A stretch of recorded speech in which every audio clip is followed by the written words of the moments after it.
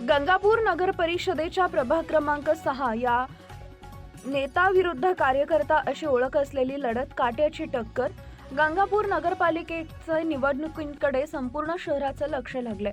येत्या 20 डिसेंबर रोजी मतदान होणार असून 21 डिसेंबरला मतमोजणी पार पडणार आहे. गंगापूर नगर परिषदेच्या एकूण 20 सदस्यांसह नगराध्यक्षपदासाठी 1 डिसेंबर रोजी मतदान झाले होते.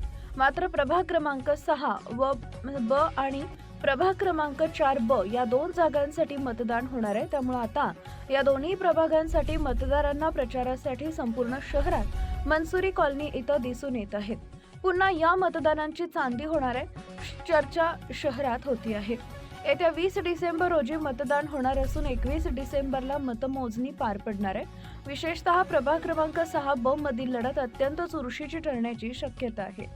या 6B प्रभागात उमेदवार म्हणून काँग्रेसचे माजी नगरसेवक नईम मंसुरी आणि राष्ट्रवादी काँग्रेस अजितदादा गटाचे माजी नगराध्यक्ष संजय जाधव समर्थित शहरात सामाजिक कार्यकर्ता अख्तर हाशम सय्यद यांच्यात थेट लढत होतीये.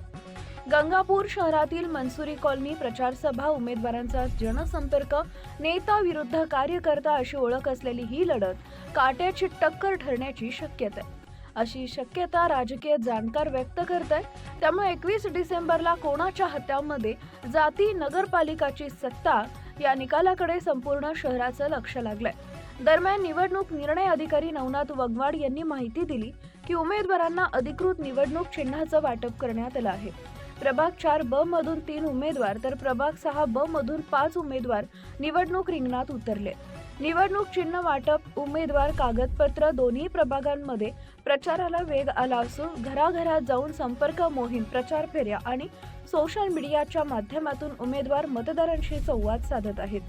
घरोघरी प्रचार, सोशल मीडिया पोस्ट. 20 डिसेंबरच्या मतदानानंतर 21 डिसेंबरला होणाऱ्या मतमोजणीनंतर गंगापूर नगर परिषदेतील राजकीय समीकरणं नेमकी कशी बदलणार याकडे सर्वांचं लक्ष लागलं आहे.